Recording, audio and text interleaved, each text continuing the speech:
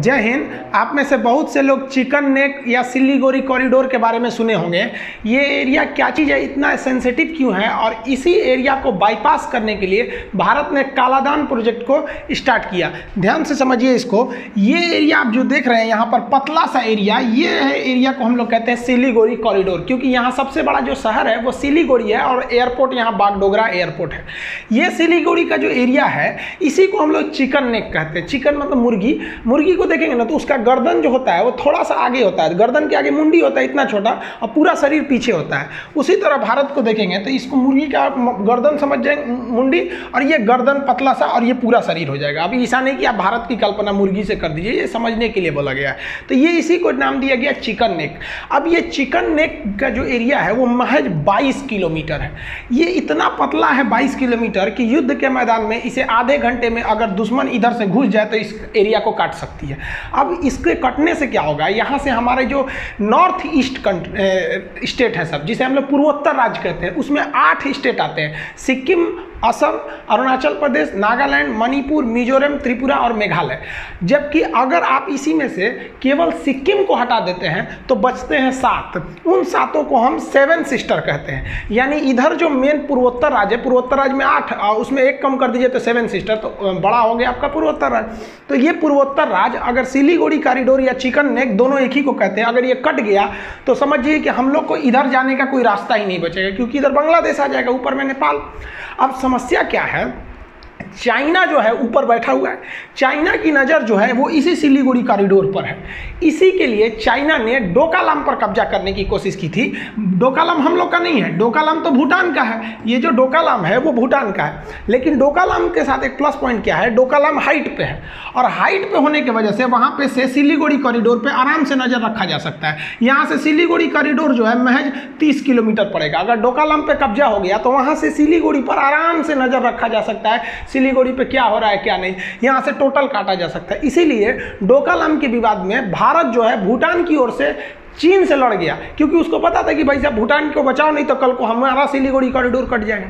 लेकिन वर्तमान में स्थिति जो है, खैर वहाँ डोकालाम का तो मैटर सुलझा लिए हैं, लेकिन आप देख रहे हैं कि नेपाल में केपी शर्मा ओली का जो सरकार है वो दिन पर दिन अजीब अजीब रंग दिखा रहा है। कभी हम लोग सोचे नहीं थे लोग उस तरह से वो हो गया नेपाल के साथ। तो अभी की जो करेंट सिचुएशन है, ऐसा हो सकता है कि चीन जो है नेपाल में एक सरकार पर अपना दबाव बनवा ले और यहाँ पर वो अपना एक सैन्य अड्डा ले ले।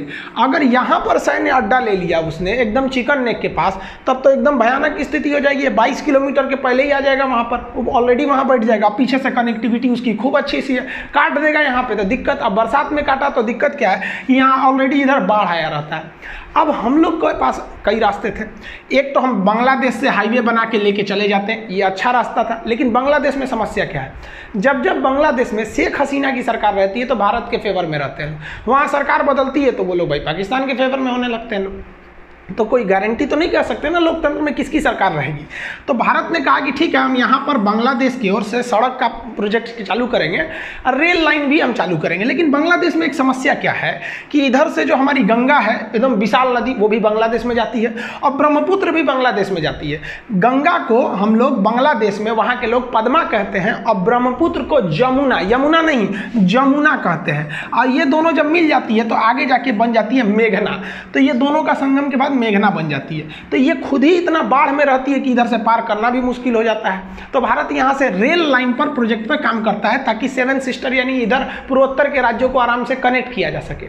लेकिन किसी एक कंट्री पर 100% आश्रित होना ठीक नहीं है, जबकि आपकी जो 22 किलोमीटर एरिया इतना पतला है कि आपके पूरे नेशनल सिक्योरिटी का इशू वहाँ पर आ सकता है। आपको पता है कि चाइना क्या कहता है, अरुणाचल प्रदेश आपको नक्शा जब पढ़ा रहे थे तो उसमें बताए थे कि इसका पुराना नाम नेफा था, चाइना इसे दक्षिणी तिब्बत कहता है। अब वो हमेशा इस पर अपना आरोप लगाते रहता है कि मेरा है। तो भारत इसी से बचने के लिए उसने सोचा कि जो यहाँ पर पूर्वोत्तर राज्य हैं इनको कैसे कनेक्ट किया जाए बाईपास करते हुए। तो यहाँ से बंदरगाह के रास्ते म्यांमार में पहुँचने का प्रयास किया गया और उसके बाद सड़क के रास्ते यहाँ हम लोग पूर्वोत्तर राज्य में पहुँच जाएंगे। इससे क्या है कि हम लोग विकट परिस्थिति में, अगर बांग्लादेश भी खिलाफ हो गया, सिलीगुड़ी या चिकन नेक भी कट गया तो हम इस रास्ते से यहाँ पर आराम से पहुँच सकते हैं इस एरिया में। तो इसी को हम लोग नाम दिए थे हम लोग कालादान प्रोजेक्ट। अब इस कालादान प्रोजेक्ट का जो स्टार्टिंग किया गया, इसमें 3 चीज़ों को शामिल किया गया, समुंदर, नदी और सड़क को। कैसे? तो कलकत्ता बंदरगाह जो है ये नदी पर स्थित है, हुगली नदी पर। तो यहाँ पर कोई भी सामान, कार्गो या किसी भी चीज़ को लोड किया जा सकता है। और एक बंदरगाह भारत बनाएगा यहाँ पर म्यांमार में अपने खर्च पे, उसका नाम रहेगा सितवे पोर्ट, सितवे बंदरगाह। तो यहाँ से हमारा कोई भी सामान, कार्गो जो इस एरिया से जाता है, इतना पतला है कि यहाँ ट्रैफिक जाम, मतलब ट्रैफिक का मतलब समझते हैं 100% इस पर आप कंफर्म नहीं रह सकते हैं। ये इस एरिया पे बहुत ज़्यादा लोड है यहाँ पर, तो हम लोग इसको बाईपास करते हुए ये भी चलते रहेगा और यहाँ पे उस कार्गो जहाज़ों को, बड़ी बड़ी जहाज़ों को यहाँ से ले आके लोड कर सकते हैं। अब ऐसे समझिए ना, एक जहाज के अंदर 1000 ट्रक का सामान लोड हो सकता है, यानी यहाँ से 1000 ट्रकों का लोड कम हो जाएगा। तो यहाँ से यहाँ लाएंगे हम लोग सितवे पोर्ट पर। ये एरिया की जो लंबाई होगी वो लगभग 540 किलोमीटर होगी। तो ये 540 किलोमीटर का एरिया ये हो जाएगा। अब सितवे बंदरगाह के बाद यहाँ से हम लोग जाएंगे पलेटवा तक। पलेटवा एक जगह है जहाँ तक इस सितवे बंदरगाह से हम पलेटवा जाएंगे कालादान नाम की नदी से। तो इस नदी के ऊपर हम लोग बंदरगाह, गहरी नदी है, वहाँ से पानी वाली जहाज जा सकती है।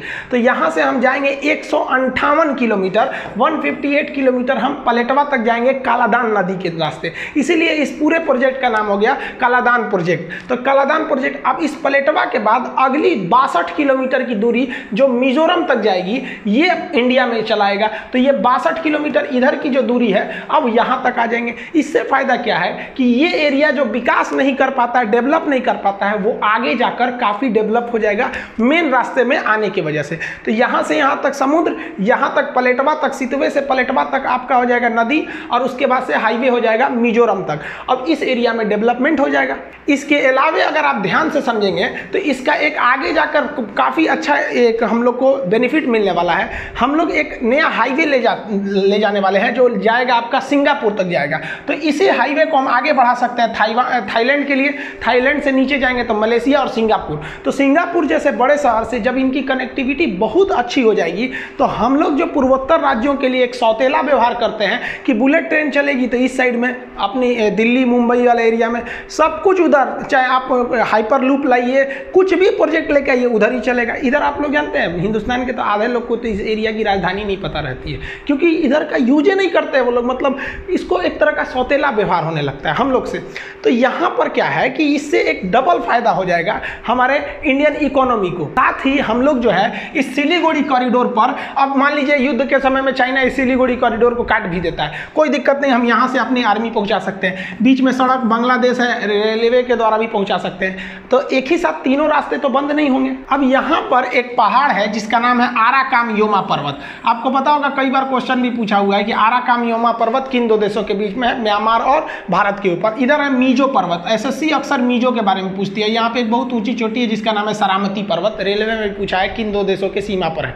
तो यहाँ पर ये काफी लंबा पर्वत है जिसमें मेनली है आराकान पर्वत। अब यहाँ का एरिया का नाम है रखाइन, म्यांमार में ये वाला राज्य है रखाइन। यहाँ पर आपको रोहिंग्यों की समस्या आएगी यहाँ पर, और यहाँ पर एक आराकाम आर्मी काम करती है जो चाइना के इशारे पर काम करती है।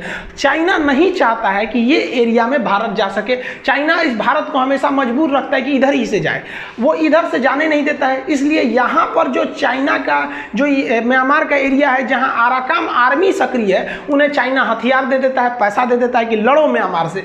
अब ये आराकाम आर्मी जो है यहाँ म्यांमार की आर्मी को हरा देती है। सोचिए इतना खतरनाक कंडीशन हो गया है। तो ये आराकाम आर्मी पूरी अच्छा से ड्रेस में पहनती है, इनका रैंक वगैरह होता है जिस तरह से इंडियन आर्मी का होता है। अब ये लोग क्या कहते हैं कि भाई हम म्यांमार में नहीं रहेंगे, ये हमारा एरिया अलग रहेगा ये एरिया में।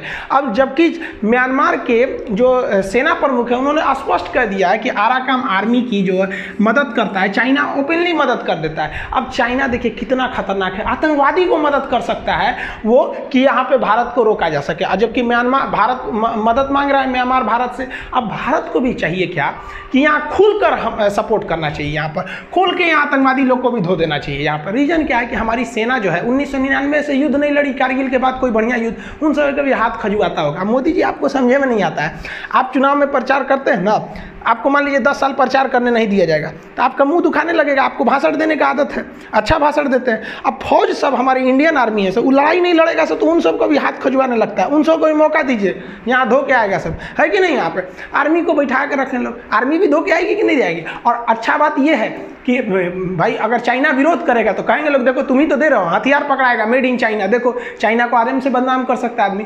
तो यहाँ पर चाइना को हम लोग अगर छोड़ देंगे ना कि वो जो कर रहा है करने दो, तो एक दिन हम लोग को खा जाएगा वो। इसलिए अब हम लोग को डिफेंसिव नहीं ऑफेंसिव होना पड़ेगा, बैक फुट पे नहीं फ्रंट फुट पे चढ़ के बतियाना पड़ेगा कि तुम हमारे हिसाब से अगर हमारे हितों के साथ खेलोगे तो हम बीजिंग तक तबाही मचा देंगे। देखिए भारत की नीति कितनी तरह से सॉफ्ट रही है।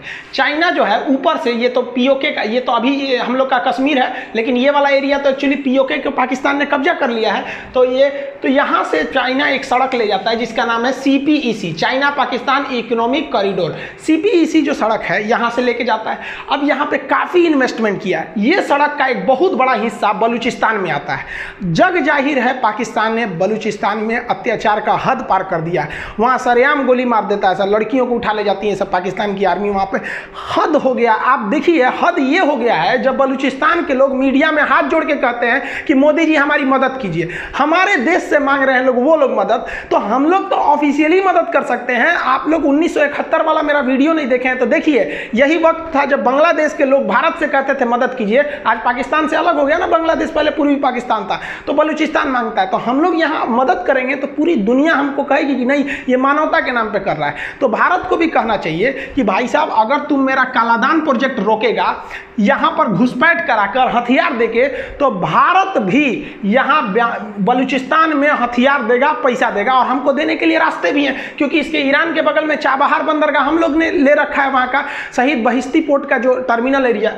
यहाँ से हम आराम से दे सकते हैं बलूचिस्तान वालों को। ये बेचारे ऐसे नाहक में मरते हैं, यहाँ एयरफोर्स तक बम गिरा देते हैं इन सब के ऊपर। तो भारत को कहाँ तक, आपको क्या लगता है कि भारत को चुपचाप टुकुर टुकुर मुँह देखना चाहिए? आप कमेंट करके बताइए कि भारत को ऑफेंसिव होना पड़ेगा कि नहीं, कि ऐसे ही चलते रहेगा वसुधैव कुटुंबकम। हम ठीक है भाई, वसुधैव कुटुंबकम उसके लिए है जो इंसान है, इन साले जानवरों के लिए कोई वसुधैव कुटुंबकम नहीं। अगर हम ईरान को भी देखेंगे तो ईरान का जो चाबहार पोर्ट लिया गया तो ऐसे लगता है कि जैसे पूरा चाबहार पोर्ट हम लोग ने ले लिया। गलत बात है भाई साहब। पोर्ट जो होता है ना, बंदरगाह बहुत बड़ा एरिया होता है, उसमें ना कई पार्ट्स होते हैं, उसे हम टर्मिनल कहते हैं। जैसे यहाँ देखेंगे तो एक ये टर्मिनल है, यानी यहाँ जहाज लगाइए सारी चीज को यहाँ रोक सकते हैं। एक यहाँ देखेंगे तो एक यहाँ टर्मिनल होगा, फिर एक इस साइड में टर्मिनल होगा, बहुत ज्यादा टर्मिनल होते हैं। तो भारत के पास केवल शहीद बहिश्ती पोर्ट का टर्मिनल है।